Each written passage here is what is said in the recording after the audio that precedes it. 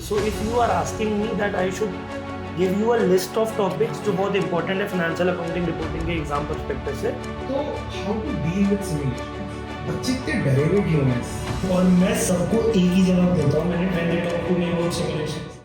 Welcome everyone to another episode of EduVital Talks. I'm your host Shivansh, and today we'll be talking about the toughest section of USCPA, Financial Accounting and Reporting, also known as FAR. Have you ever seen the face of a student after hearing about the section FAR? Don't worry, you're not alone. But what makes this section so intimidating, and how to go about it with actual clarity? I'd like to welcome our mentor and guiding light, Sushant sir, the founder of EduVital. Sir, what makes this section so tough, and why are students so terrified about it? Okay. So we are talking about USCPA. नाम क्या है? US Certified Public Accountant. जिस course में ही accountancy आ रहा है, obviously AICPA is going to test you thoroughly regarding your accounting skills. AICPA do not just test कि आप कितने अच्छे से अपने सिलेबस को फाइनेंशियल अकाउंटिंग रिपोर्टिंग के मेमोराइज करके आ रहे हो. They test your applied knowledge skills कि आपने जो नॉलेज पूरे करिकुलम में फाइनेंशियल अकाउंटिंग रिपोर्टिंग के सीखी है, आप उसको अप्लाई कितने अच्छी तरीके से कर पा रहे हैं. So it is a very very very practical examination. They give you real life situations, they give you simulations, they give you MCQs, and let me repeat, they do not test कि आप कितने अच्छे से चीजें याद करके आ रहे हैं फाइनेंशियल अकाउंटिंग रिपोर्टिंग के सिलेबस में से. दे टेस्ट कि have you learned how to apply those accounting standards, how will you be able to make the financial reports, how will you basically apply all the knowledge which you have learned in the complete syllabus of FAR. तो focus of testing of AICPA when it comes to financial accounting reporting is your applied knowledge testing, कि आप अपनी knowledge को कैसे apply करते हैं. And as you all know, USCPA is about 4 examinations. Whoever wants to become a USCPA, उसको 4 examinations clear करने पड़ेंगे. Financial accounting reporting, auditing, regulation and taxation, ये 3 आपके core examinations and you have to give these examinations and clear these examinations. The 4th exam is a discipline examination. आप खुद अपने लिए choose करते हैं whether do you want to give the advanced version of accounting or auditing or taxation as your 4th examination. Right? So this is how the examinations of USCPAs are. And अगर मैं बोलूं कि हर एक exam एक पहाड़ है, तो मैं बिल्कुल मान सकता हूं फाइनेंशियल अकाउंटिंग रिपोर्टिंग उन सारे माउंटेन्स में से माउंट एवरेस्ट है. That is for sure, because the syllabus is of vast coverage. The scope of knowledge is very much in financial accounting reporting. Plus as I just stressed upon, हमें learning perspective से उठ के conceptual clarity की तरफ जाना है. We need to understand topics. We need to have a good grip on journal entries. That is why this examination is a bit different from all the other examinations, because it tests your applied knowledge skills, and that is why I think students को मुश्किल लगता है. So why not aim the conversation of this podcast towards making financial accounting reporting easier for those students जो अभी इसको पढ़ रहे हैं. What are the most important areas of FAR, and what a student should concentrate upon? All the important topics. What do you think? Okay, so if you are asking me that I should give you a list of topics जो बहुत important है financial accounting reporting के exam perspective से, तो before I give that list, मैं एक disclaimer देना चाहता हूँ. It is an AI based adaptive examination. USCPA के जो examination होते हैं, they are AI based adaptive examinations. तो कौन सा टॉपिक इंपॉर्टेंट है, कौन सा टॉपिक लेस इंपॉर्टेंट है, ये क्वेश्चन ही लीस्ट इंपॉर्टेंस का है. क्यों? देखिए, अगर आप USCPA का एग्जाम देने जाते हैं, there will be 5 testlets which will come in your examination. First 2 testlets are regarding MCQ questions, rest 3 testlets are about simulations. अगर आप अपने फर्स्ट टेस्टलेट के अंदर किसी स्पेसिफिक टॉपिक्स के क्वेश्चंस गलत मार्क करते हैं बार बार, artificial intelligence involve in conducting this examination, जो AICPA ने सेट स्टैंडर्ड बनाया हुआ है इस एग्जामिनेशन का, उस स्टैंडर्ड्स के हिसाब से आपके अगले टेस्टलेट के अंदर और क्वेश्चंस पूछे जाएंगे उस टॉपिक से रिलेटेड जो आपने टेस्टलेट 1 में गलत किए थे. So I can let you know कि ये टॉपिक्स बहुत इंपॉर्टेंट है फॉर द एग्जामिनेशन, बट सारे टॉपिक्स बहुत इंपॉर्टेंट है क्योंकि आप जिस टॉपिक्स में गलती करोगे वो टॉपिक्स आपसे रिपीटेटिवली पूछे जाएंगे. सो फर्स्ट ऑफ ऑल कुछ भी छोड़ के नहीं जाना, आपको 100% कवरेज करके जानी है अपने सिलेबस की अपने एग्जाम से पहले. That is the most important thing. Secondly, you have to create a profound knowledge regarding application of those concept जो आप सीख के आए हैं.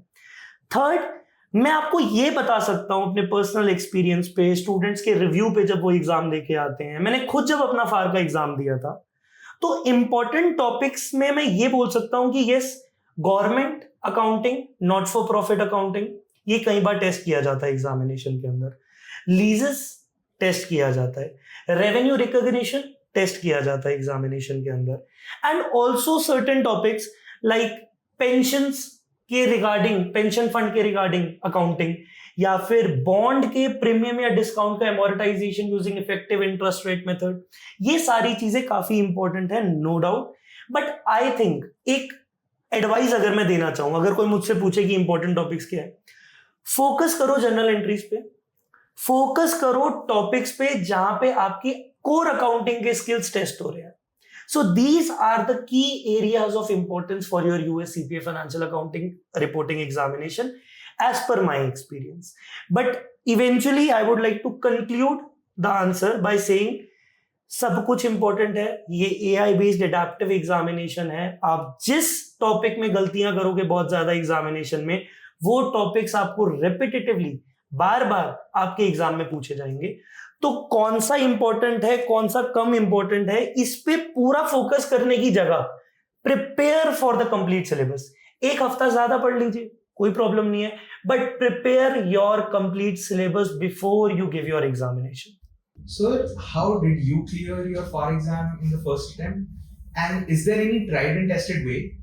Okay, so let me tell you, अब अगर आप मेरी सीपीए जर्नी की बात कर ही रहे हैं, तो FAR was the first CPA exam that I went to give, and yes, I cleared it in my first attempt. तो मैंने कैसे प्रिपरेशन करी एंड आज की डेट में मैं अपने स्टूडेंट्स को कैसे गाइड करता हूँ FAR की प्रिपरेशन के लिए, मैं आपको वो बताता हूँ, because that work for me and that work for countless students I have ever taught. So पहली बात तो ये, there should be a structured tailor made study plan for you guys. आपको एक स्ट्रक्चर्ड प्लान बनाना है कि मेरे को इतने इतने दिनों के अंदर अपना इतना इतना सिलेबस कंप्लीट करना है. And let me tell you one more thing जो मैं अपने स्टूडेंट्स को बताता हूं, to pass any examination motivation से ज्यादा जरूरी है कंसिस्टेंसी. तो आपको कंसिस्टेंटली पढ़ाई करनी है, भले ही दिन का 1 घंटा पढ़िए लेकिन डेली पढ़िए. That is what in my experience I have scene. वो स्टूडेंट्स जो कंसिस्टेंटली पढ़ते हैं वो पास होते हैं, प्लस वो टॉपिक्स को, कॉन्सेप्ट्स को बहुत ज्यादा टाइम तक ढंग से रिटेन कर पाते हैं अपने दिमाग के अंदर. Secondly, which worked for me was cramming was not my forte. मेरे को क्रैमिंग नहीं करनी थी. I didn't wanted to learn the journal entries, I didn't wanted to learn the concepts. मैंने कॉन्सेप्चुअल क्लैरिटी पे फोकस करा, and that's what I recommend to my students कि हमें कॉन्सेप्चुअल क्लैरिटी पे फोकस करना है. AICPA आपको आपके फार के एग्जाम में ये टेस्ट नहीं करेगा कि आप कितना रट के आए हैं या फिर आप कितनी चीजें मेमोराइज करके आए हैं. It is going to test your conceptual knowledge regarding the concepts, regarding your syllabus, and how do you practically apply them in the real life situations. This is how testing for financial accounting reporting is going to be. Now journal entries, आपको accounting के debit credit के rules अच्छे से आने चाहिए. Journal entries याद करने पे कभी भी सक्सेस नहीं मिलेगी फार के अंदर. जर्नल एंट्रीज को आपको समझना है कि कोई अकाउंट अगर डेबिट हो रहा है तो क्यों हो रहा है, कोई अकाउंट अगर क्रेडिट हो रहा है तो क्यों हो रहा है. बिकॉज एग्जाम में आपसे कौन सी जर्नल एंट्री पूछी जाए आपके सिमुलेशन के अंदर, या फिर एमसीक्यू फॉर्मेट में आपसे कभी पूछा गया कि कौन सा अकाउंट डेबिट होगा और कितने अमाउंट से होगा, राइट. तो इस कारण हमें जर्नल एंट्रीज पे फोकस करना है. सो अगर मैं सिंपली बताऊं, अभी तक जो मैंने आपको बताया, if I sum it up, conceptual clarity, journal entries पे focus, not cramming but understanding how to apply the knowledge. इसके साथ में अगर अब मैं स्पेसिफिकली बताऊं कि मैं पढ़ाई कैसे करता था या फिर मैं अपने स्टूडेंट्स को कैसे रिकमेंड करता हूं पढ़ना कैसे है when I make their study planners. Number one, I tell my students to go through our lectures. Basically lectures, videos, इनसे आपको conceptual clarity मिलेगी, because मैं अपनी classes के अंदर बहुत practical examples लेता हूँ when I teach, which you can check out in my lectures as well. That is how we proceed. Practical approach ही मेरे को लगता है बच्चे को कॉन्सेप्चुअल क्लैरिटी ला के दे सकती है, एंड दैट इज व्हाई हम एग्जांपल्स पे बहुत फोकस करते हैं, रियल लाइफ एग्जांपल्स जो जनरली न्यूज में भी चल रहा होता है, उसके एग्जांपल्स भी हम लेके आते हैं. Secondly, once you are through with conceptual clarity by watching our video lectures and और our recordings, live classes, whatever, you have to make notes. ये मैं स्टूडेंट्स को रिकमेंड करता हूं, बिकॉज देखिए जब आप या तो लेक्चर देख रहे हैं या फिर जब आप रीडिंग कर रहे हैं, आपकी सिर्फ मेंटल मेमोरी ट्रिगर होती है, but when you right, mental memory के साथ साथ मसल मेमोरी भी ट्रिगर होती है, जिसके कारण आपकी रिटेंशन बहुत लंबे टाइम तक रहती है उस टॉपिक की, मे बी पूरी जिंदगी याद रह जाए वो टॉपिक. सो नोट्स बनाना बहुत जरूरी है. पहली बात, नोट्स बनाने से आपकी रिटेंशन बढ़ती है. दूसरी बात, एंड डे पे, लास्ट मोमेंट रिवीजन पे, जब इतनी मोटी किताब दिखती है ना, तो सबको किताब पढ़ने से डर लगता है उस समय. नोट्स बहुत कंसाइज होते हैं. नोट्स आपके हिसाब से सब्जेक्टिवली बनाए गए होते हैं कि आपको क्या मुश्किल लग रहा है, क्या डिफिकल्ट लग रहा है, तो आपने वो चीजें लिखी होती है, तो आप रिवाइज जल्दी कर पाते हैं अपने सारे कॉन्सेप्ट्स को. After you are through with all these things, जब आप रिटेंशन कर पा रहे हो, कॉन्सेप्चुअल क्लैरिटी गेन कर पा रहे हो, then I ask my students to go and practice MCQs. जब आप MCQs प्रैक्टिस करेंगे, तब आपको पता चलेगा कि क्या आप अपने कॉन्सेप्ट्स को अप्लाई कर पा रहे हैं, जैसे आपसे MCQs में पूछा जा रहा है. And once you are through with MCQs, the final step before you move on to the next topic which you have to learn or the next chapter, you should go and practice simulation of the relevant chapter. Why after MCQs ही मैं बोल रहा हूँ simulations करिए, because simulation के अंदर आपको लिख के आंसर्स नहीं देंगे. Simulation is basically, there is a fact pattern, there is a case study, जिसके बेसिस पे there is a cluster of not specifically MCQs, but वहां पे भी you have to choose the right option, और you just have to fill in the figures कि amount अगर debit हो रहा है तो वो अमाउंट कितना था, आपको अमाउंट लिखना पड़ सकता है. सिमुलेशंस प्रैक्टिस करिए. एंड जब आप सिमुलेशंस की प्रैक्टिस करते हैं, तो एक चीज याद रखिएगा, हम ये ध्यान से पढ़े कि सिमुलेशन हमसे मांग क्या रहा है. अगर सिमुलेशन बोल रहा है कि लॉसेस को नेगेटिव में लिखना है, तो नेगेटिव में लिखिए, वरना हो सकता है आपने कैलकुलेशन ठीक करी, लॉस सही निकाला, just when you were feeding the answer of negative sign या ब्रैकेट में लिखना भूल गए, एंड जब कंप्यूटर बेस्ड एग्जामिनेशन चेक होगा, वो आपके नेगेटिव साइन की गलती को कंसीडर कर लेगा एंड आपके मार्क्स कटेंगे. So this is the way which is tried and tested. मैंने खुद पर्सनली ऐसे पढ़ाई करके पास करा है फर्स्ट अटेम्प्ट में, and I have helped a lot of students to pass their examination by following this technique to pass them in first attempt. Sir, as you talked about simulations, बच्चे इतने डरे हुए क्यों हैं इससे? मतलब as a part of editorial team हमारे पास इतनी क्वेरीज आती हैं कि that they are scared of it, they don't know how to approach this. तो how to deal with simulations? और मैं सबको एक ही जवाब देता हूं, मैंने when they talk to me about simulations, आपकी अगर पकड़ स्ट्रांग है, if you have a hard grip on the concepts, you be able to go through your simulations very well, no problems in that. डर इसलिए लगता है क्योंकि simulation बहुत बड़ा दिखता है, बहुत सारे एग्जिबिट्स हो सकते हैं, बहुत सारे डॉक्यूमेंट्स हो सकते हैं, and there may be more spaces, empty spaces, you need to fill them with the answers, right? तभी सिमुलेशन से थोड़ा सा डर लगता है स्टूडेंट्स को. बट मैं हमेशा इसका यही बोलता हूं जवाब कि सिमुलेशन से डरने की जरूरत नहीं है. Practice makes a man perfect. आप अपनी नॉलेज जो आप गेन करके आ रहे हो क्लासेस में, और जो गेन करके आ रहे हो अपने टेक्सचुअल स्टडी मटेरियल से, उसको अप्लाई करके चेक कहां करोगे? सिमुलेशन में तो करोगे. So I think you should not be afraid of simulations. Secondly, simulations को अगर आपने smoothly go through करना है, तो देखिए first step is you need to scan the simulation, not read it. एकदम डिटेल में रीड नहीं करना है हमने. हम सबसे पहले करेंगे स्कैन, जिसके बेसिस पे हम आइडिया लगाएंगे कि सिमुलेशन किस टॉपिक से आया. दूसरी बात, सिमुलेशन पूछ क्या रहा है हमसे. तीसरी बात, हम एंट्री के डिटेल्स देखेंगे सिर्फ इस बात को लेके हमने आंसर्स किस तरीके से देने हैं, क्या हमने हमारे लॉसेस को ब्रैकेट में लिखना है या नेगेटिव में लिखना है, किसी डेसिमल प्लेस में अगर आंसर आ रहा है तो कितने डेसिमल प्लेसेस तक राउंड ऑफ करके लिखना है, ये सारी चीजों के बारे में हम जानेंगे। फिर हम क्वेश्चन को पढ़ेंगे कि सिमुलेशन में पूछा क्या जा रहा है, जिसके बेसिस पे अब हम एक डिटेल्ड रीडिंग करेंगे because we have already scan the simulation. अब हमें पता है कौन सी रेलेवेंट इंफॉर्मेशन कहां की है। सपोजिंगली अगर वो आपसे सिमुलेशन में क्वेश्चन पूछते हैं कि जॉन के साथ जो ट्रांजैक्शन हुई उसकी अकाउंटिंग किस तरीके से होगी, तो आपने तो स्कैन करा हुआ है पहले simulation, so you know exactly where information regarding John's transaction is present. अब उसको जाके इन डिटेल पढ़िए। So this is how you should approach simulations. Secondly, journal entries पे अपनी ग्रिप बनाइए। You should be profound with journal entries because financial accounting reporting इस examination के अंदर जर्नल एंट्रीज भी कई बार सिमुलेशंस में पूछ ली जाती है, तो जर्नल एंट्रीज अपनी स्ट्रॉन्ग करिए। So this is all about simulations. डरने की जरूरत नहीं है, it's no more than a cluster of facts presented together जिसके बेसिस पे आपसे क्वेश्चंस पूछे जाएंगे।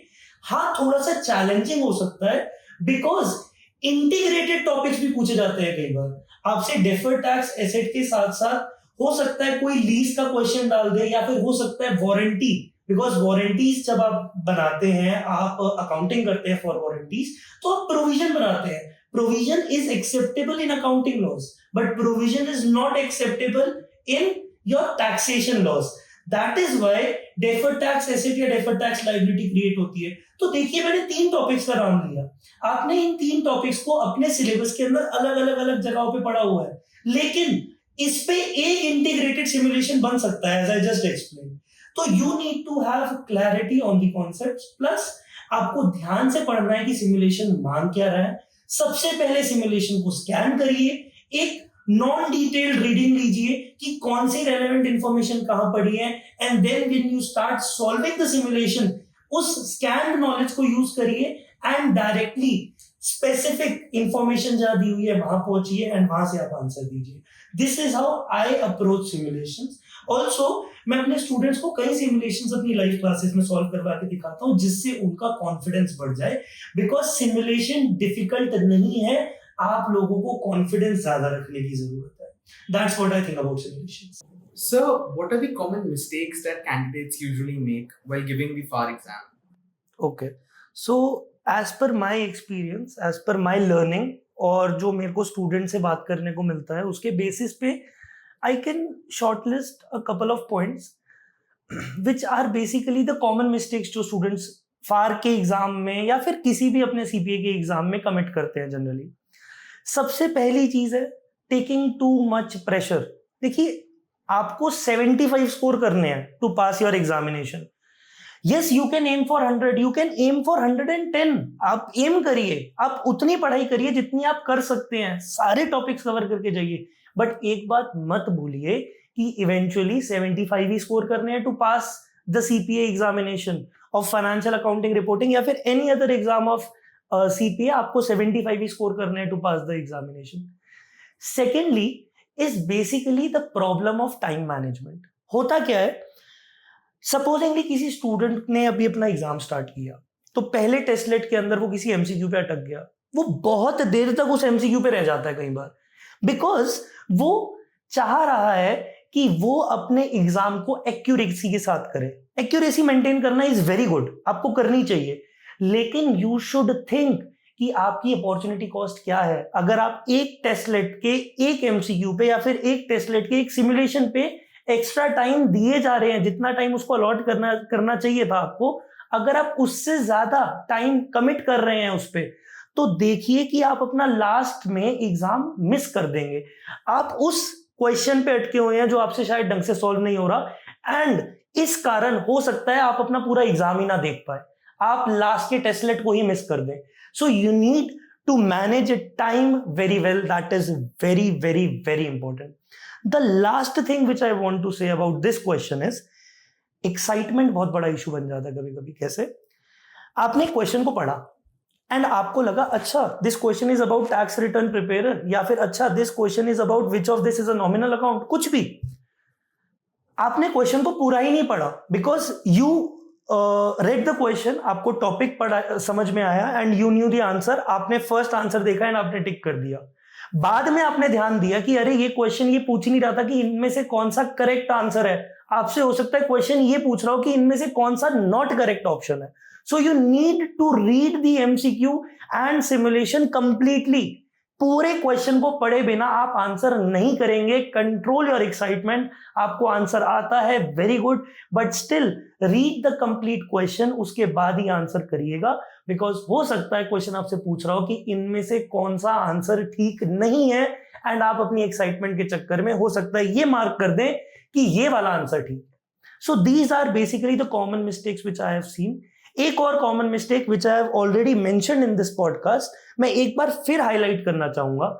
जब भी सिमुलेशन करें तो पढ़ लें ध्यान से कि सिमुलेशन पूछ क्या रहा है. हो सकता है वो आपसे बोले कि आप नेगेटिव फिगर्स को, लॉसेस को नेगेटिव साइन के साथ या ब्रैकेट्स के साथ लिखना है, या फिर आपको लिखने की जरूरत ही नहीं है किसी साइन के साथ या ब्रैकेट के साथ.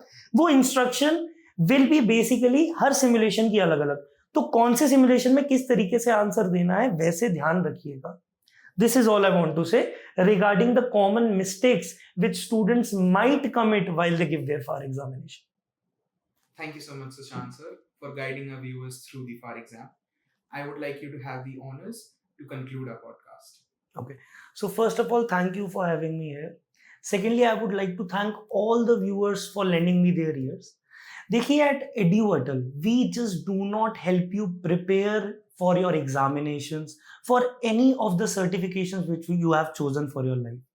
If you are somebody who is still deciding whether about which certification do you have to choose for yourself, whether you should go for US CPA, US CMA, Diploma in IFRS or Enrolled Agent Examination, आप किस तरीके से अपने career को global peaks पे लेके जाना चाहते हैं.